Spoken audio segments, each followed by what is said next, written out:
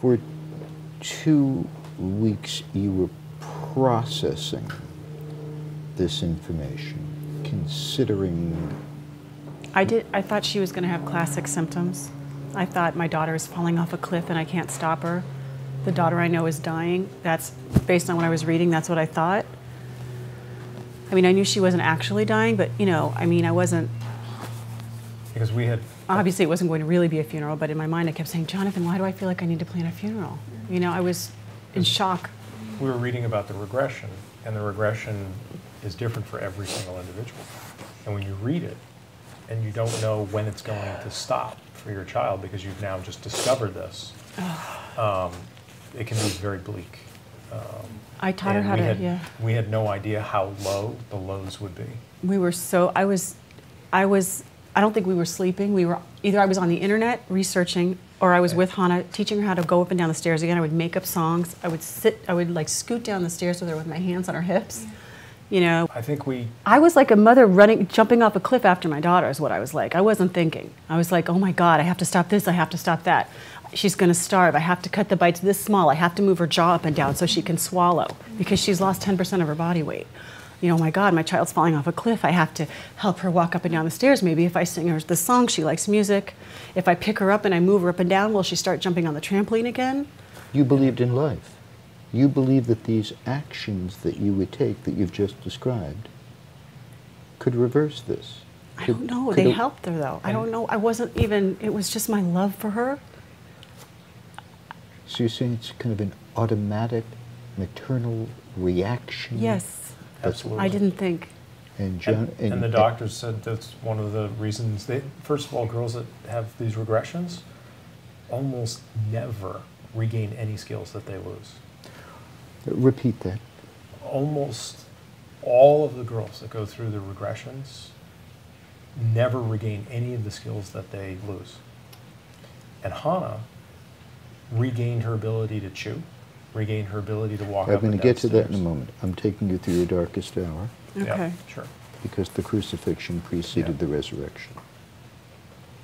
And it's just absolutely essential that people understand the implications of the crucifixion.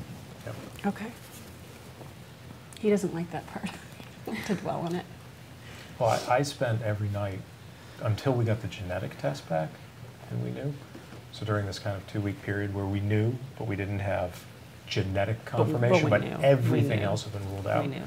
I was spending till, what, 3, 4 in the morning, we were both on every night both of on our us. Computers, researching every scientific paper. It was like Lorenzo's oil. Yeah, we were like, well, if they did it for Lorenzo, we can do it. Yeah, that's how I was. That's exactly what it was like. So, like, whatever it takes. You know, I spent a couple of days wallowing in self-pity and then said, well, that's not going to help my daughter and my family, and I'm the man and I've got to provide and I'm going to figure this out. And I have to explore that with you for a moment. And I promise you we will come out of the darkness in under 5 minutes and move towards the light. But this is really important. Yeah. When you were wallowing in the darkness, your words,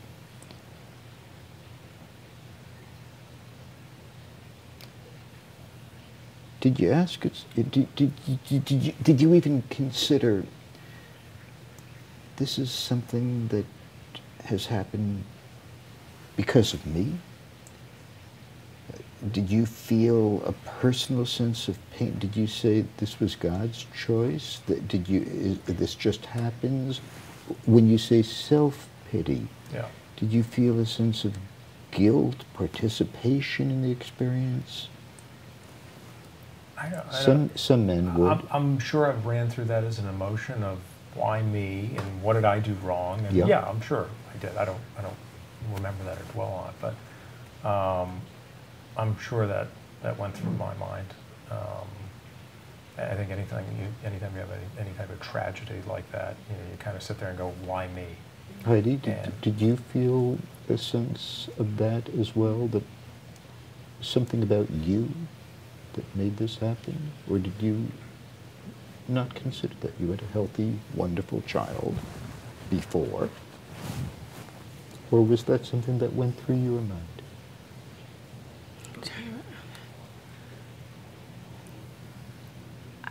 You know, I think my darkest time wasn't really on, I didn't, either one of us having anything to do with it so much as just, oh my God, the overwhelming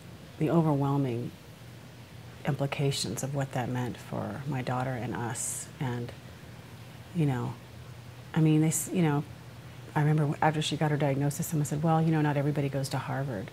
I said, Harvard? I'd like my daughter to be able to go to the bathroom by herself. You know, I've just spent the last 4 years trying to teach my little girl how to brush her teeth. You know? I mean, it was horrific beyond anything I can explain. I don't know that we could put into words the horror, the true sheer horror I felt in those first days.